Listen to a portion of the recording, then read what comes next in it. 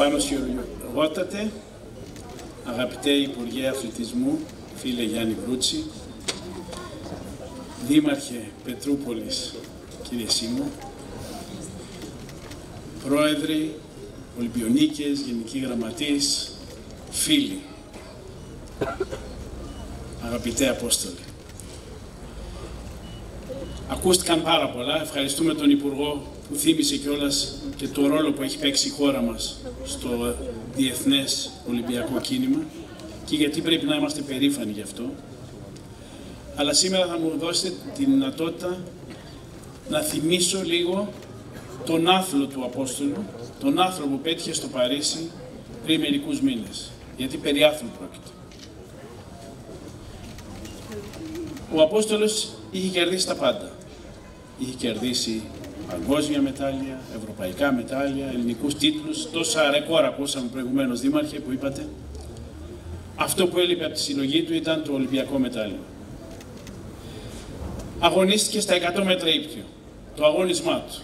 Εκεί που προσδοκούσαμε όλοι και πρώτα απ' όλο ο ίδιος αυτή την επιτυχία. Χάθηκε το μετάλλιο για 2 εκατοστά του δευτερολέπτου. Είναι ελάχιστο. Άμα σκεφτείτε τι είναι 2 εκατοστά του δευτερολέπτου, δεν είναι τίποτα.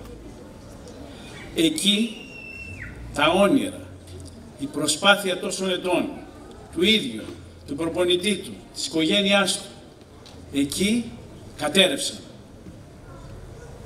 Και βεβαίως, όταν πέφτεις, αυτό είναι το μεγαλείο του αθλητισμού, σε μαθαίνει να προσπαθήσεις να ξανασηκωθείς. Δεν είναι σίγουρο ότι θα το καταφέρεις. Και εδώ ήταν ακόμα πιο δύσκολο. Γιατί τα 200 μέτρα ήταν μια δύσκολη υπόθεση. Δεν ήταν το αγώνισμά του. Δεν ήταν τίποτα. Παρ' όλα αυτά πίστηκε μερικές μέρες αργότερα να ξαναγωνιστεί. Και το έκανε. Με πρώτο στόχο να προκριθεί για τον τελικό. Δύσκολο πράγμα. Σήμερα στους Ολυμπιακούς Αγώνες είναι δύσκολο πρώτα απ' όλα να προκριθείς. Μετά είναι ακόμα πιο δύσκολο να προκριθείς στον τελικό. Και στον τελικό όλοι πήγαμε και είπαμε μπράβο του που κατάφερε και μπήκε στον τελικό.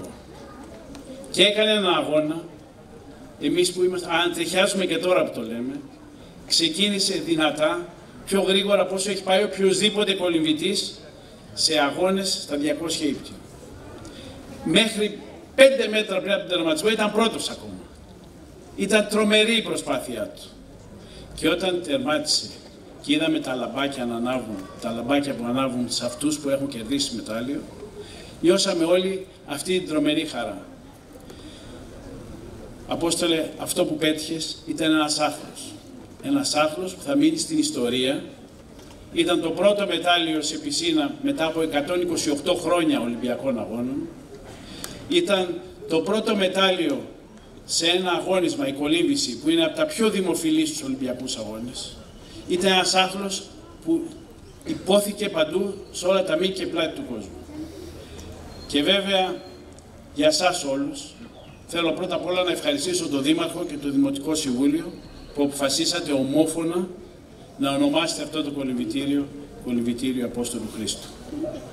Θα είναι ένα τρομερό παράδειγμα για τα 1000 παιδιά που είπατε και για τους γονείς τους που έρχονται κάθε μέρα εδώ πέρα, να βλέπουν αυτό, να μαθαίνουν ποιος ήταν ο Απόστολος Χρήστου, να παίρνουν παράδειγμα από τη μεγάλη του προσπάθεια και να καταλαβαίνουν ότι με την πειθαρχία, με τη σκληρή προσπάθεια, ίσως κάποια μέρα να τα καταφέρουν να μοιάσουν ή να φτάσουν έστω κοντά στον Απόστολο Χρήστο.